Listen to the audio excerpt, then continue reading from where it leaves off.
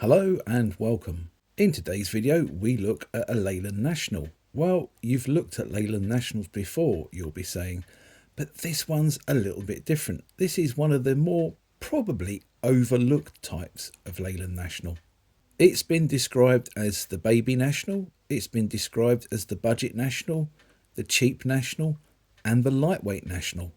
So come with me on a journey back to 1978 as we explore the history behind the Leyland National B Series.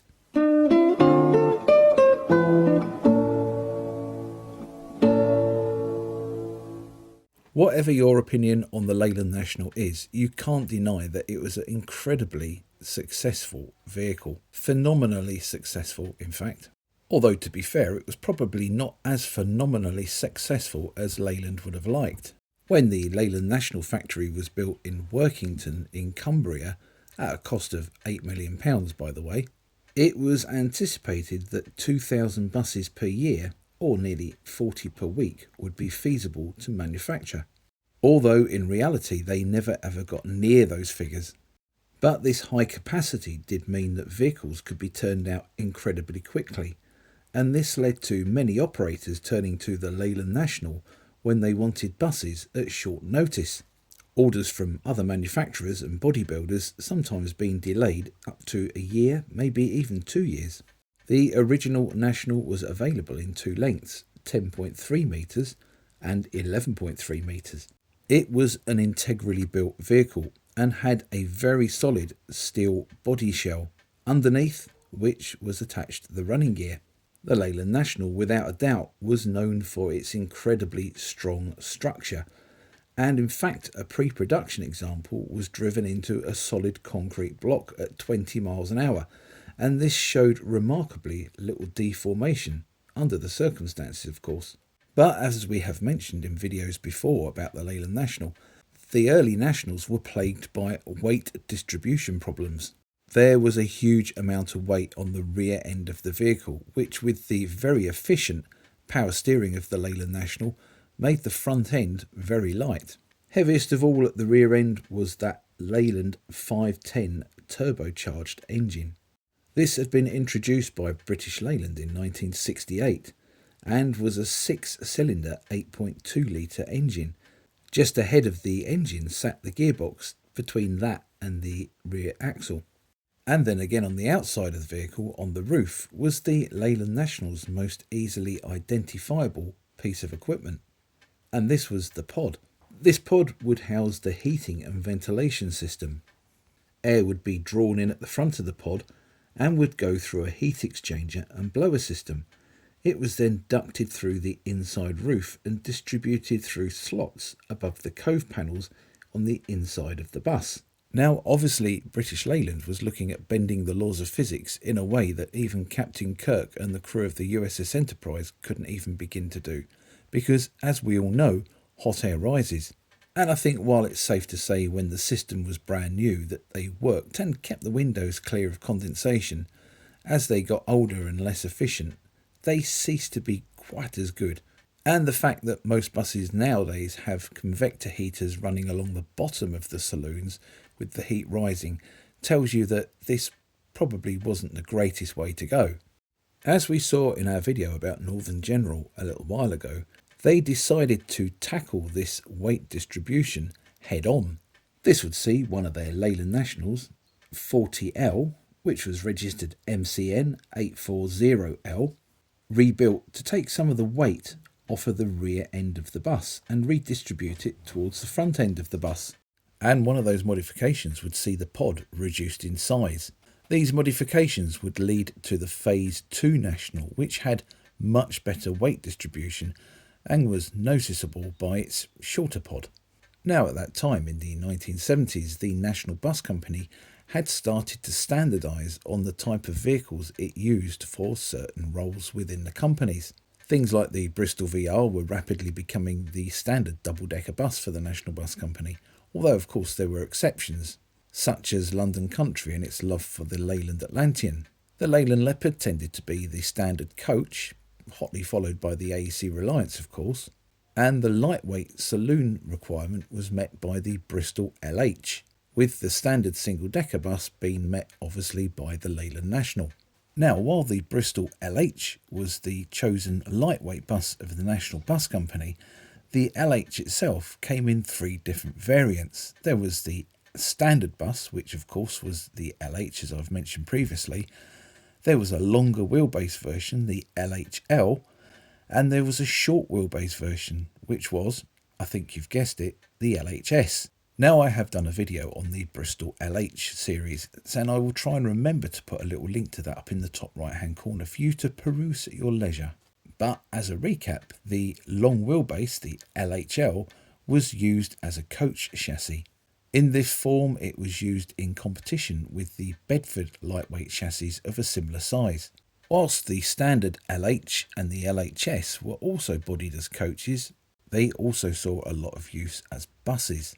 And although even into the mid-1970s the lightweight single-decker bus had found favour towards the end of the 1970s, the tide had turned somewhat towards operators specifying traditional heavyweight buses. Now, the whole heavyweight versus lightweight bus is something that had been going on for many years. And to put it all in context, if you ordered a heavyweight bus, it would normally come with a big engine, normally something like a Leyland Leopard. The components were designed to last and were very heavy duty, but all that extra weight would come at a cost of extra fuel consumption. And especially around the start of the 1970s, when fuel prices started to really escalate, there was another resurgence in lightweight buses. Now, lightweight buses, of course, by their very nature, were a lot lighter than the heavyweight alternatives. But, of course, the components tended to be a lot less heavy duty and tended to be working near the top of their maximum range, which would mean they would wear out an awful lot quicker. But at the meantime, you didn't have quite so much fuel consumption because the vehicle wasn't shifting so much of its own weight. And of course, the Bristol LH fitted into this lightweight category. The Bristol LH had been introduced in 1968 as a replacement for the Bristol MW. It had an underfloor engine and a rather high-floored chassis and could be described kindly as being rather agricultural. This coming, of course, from someone that has a love of all things Bristol. Now, as I mentioned previously, from about 1977, the requirement for lightweight vehicles seemed to drop off slightly. Trends do come and go in the bus industry, and this was one of them that was on the way out. And of course, the National Bus Company bucked this trend of preferring to use heavyweight rather than lightweight vehicles. As I said before, the Bristol LH, despite it being a quality vehicle, it was very agricultural. It came with a standard manual gearbox. It came with leaf spring suspension, no power steering, and a fairly narrow entrance coupled to high steps to get to the high floor. Even by the 1970 standards, it was rather dated.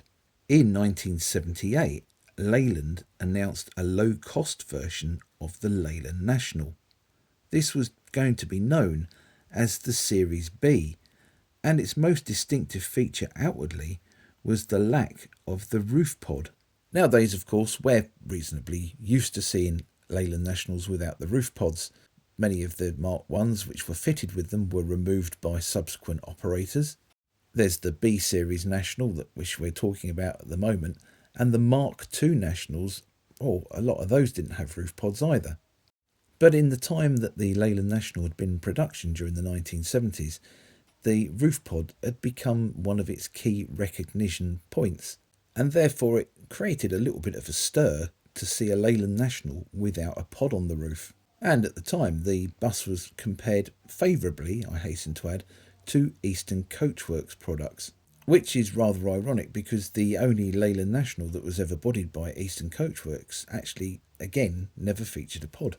Now, the reason the pod could afford to be eliminated on these B-Series Leyland Nationals is they were fitted with conventional box-type heaters which were under the seats. These were fed by 3 sets of louvers in the front panel, through which the air was drawn in for them. Now, the original style National, which became known from this point as the Series A, was never really known for its excessive bling and chrome trim work, was it? However, the Series B had even less shiny bits. The standard Series B Leyland National would have matte black headlamp surrounds and bumpers, although of course there were options for white bumpers and silver headlight surrounds, but these would come at extra cost. All the access flaps on the exterior bodywork, such as the oil access and the water access, were removed, and these would just be open voids, with the filler cap located on the inside. Fog lamps, illuminated pay-as-you-enter signs and engine compartment lights again were not standard fitted to the B Series National, although they could be specified by operators if required. Inside the B Series, the most noticeable feature was the concealed lighting on the original Leyland National was replaced by 4 centrally mounted open fluorescent tubes. Now, from memory, these fluorescent tubes were very similar to the ones fitted to the later Series 3 Bristol VRs, and they were a little bit dim and gloomy inside compared to the original lighting in the saloon of a National. The National interior lighting was really quite good, in all fairness. In fact, anybody who's ever driven a Leyland National after dark would probably say that the interior lighting is too good, as it illuminated the interior so well that it was reflected back on the inside of the windscreen, thus the driver not really being able to see where you're going at night, which, to be fair, isn't the greatest design feature, is it? But this was something that couldn't be said about the B Series, as the fluorescent tubes that were fitted were barely adequate to light the interior of the bus. Mechanically, as standard, the B Series also had a smaller capacity alternator. Now, while the B Series was fitted with the same Leyland 510 fixed head turbocharged engine, it was derated down to 150 brake horsepower at 1,800 RPM. The B Series also came in one format, and that was single door, 10.3 metres long, fully seated with 44 seats. When introduced in 1978, the cost of the B Series National was £25,000, which was around 10% less than the Series A version. The B Series National was intended for rural, non-profit making routes, which probably couldn't justify the cost of a brand new full-size Leyland National, and up to that point would have been operated by a Bristol LH or some such lightweight vehicle. The first B Series National was GCW 461S, and this was delivered to Ribble in February 1978. However, the first production vehicles went to Crosville. Other National Bus Company users of the B Series National was Cumberland, East Yorkshire, West Yorkshire and Bristol. The biggest fleet of B Series Nationals, though, was with London Country, who took no less than 166. Away from the National Bus Company, Alexander Midland ordered 10 B Series Nationals in 1979. Whilst, interestingly, South Yorkshire PTE took a batch of Series B Nationals in 1978. Now, these were part of a cancelled order for Crosville and arrived with South Yorkshire in full National Bus Company leaf green livery, but they were later repainted into South Yorkshire Fleet livery, with the B Series Leyland National doing effectively the job that the Bristol LH was doing. Production of the LH as a bus was phased out, the last ones being built in 1979. The B Series Leyland National, of course, was seen as a better prospect, not only being standardised with the rest of the single-decker fleet within the National Bus Company, but also as a more modern, updated version of a bus than the Bristol LH. Obviously, the National featuring such luxuries as air suspension and a slightly lower step entrance. And I should imagine that rural bus drivers around the country breathed a collective sigh of relief. Or did they? Now, just to confuse things a little bit, the prototype Leyland National 2, which was registered NCW 800T, was also, at first glance, a B Series Leyland National. This was displayed at the 1978 Motor Show in Ribble colours and featured the 3 little louvered grills on the front and no pod at the rear, as well as matte black bumpers and headlamp surrounds. This obviously being before, of course, they decided to put the radiator at the front of the bus. Now, the other little interesting thing about the Leyland National 2 was that the B series specification was to become the standard specification, with the A series, or heavy duty specification as it was otherwise known, to become optional. And this is why you see more Leyland National 2s without pods than you do Leyland National 1s. But of course the Leyland National 2 is a video for another day, and if you'd like a video on the Leyland National 2, then please comment down below. Likewise, if you'd like a video on the Suburban Express Nationals, you know what to do, comment down below again. After deregulation, many of the B Series Nationals went on to new owners, where they had incredibly long lives. Indeed, to date, the only experience I've had so far with a Leyland National B Series was a second-hand one that was new to London Country. BPL 459T arrived at Eastonways in, I believe, 2004, having been previously operated by Rambler Coaches of Hastings and coming through the dealer Wilden PSV. It was a bit rusty and it was rather careworn, but it had been repowered with a Volvo engine but kept the original Leyland National semi-automatic gearbox, and I'm not joking when I say it absolutely flew. This would easily make one of my top 10 buses that I've driven, probably my top 5 buses that I've driven, and one of my regrets being a preservationist that I didn't actually get this when it came out of service. But sadly at the time I didn't have the finances to buy it and do it the justice with the restoration, and on top of that I didn't have anywhere to keep it either. But you can't help thinking back and thinking, if only, if only. So there's my memory of the B Series Leyland National. Now over to you. In the comments down below, let me know if you've ever encountered a B Series Leyland National. What did you think of them? Did you think they were good? Did you think they were bad? Do you like Leyland Nationals? Do you not like Leyland Nationals? Do you hate the things? Entirely up to you. Comment down below and let me know. Also, let me know if I've missed anybody off the list of operators of the B Series Leyland National as well. I hope you enjoyed this lightweight video on a lightweight bus, and that it didn't leave you feeling odd to be without a pod, to quote the Leyland National group. If you did enjoy this video, please like, hype and share it. Now I know hype isn't available on computers, and I don't think it's available on televisions as well, so if you're watching it on a device, drop a hype in. It's like a like, but it's about 10 times better. It's like a man hug, but without the awkwardness. Also, don't forget to subscribe to my channel and hit the notification bell. That way you'll receive a notification every time I make a future release in this and my other series here on YouTube. If you're enjoying the channel content and all the videos, you can always buy me a drink as a way of saying thank you. If you hit the super thanks button, I would be most appreciative, and I will say thank you in advance. Once again, thank you so very much for watching this potted history of probably one of the more forgotten types of the Leyland National. Bye for now.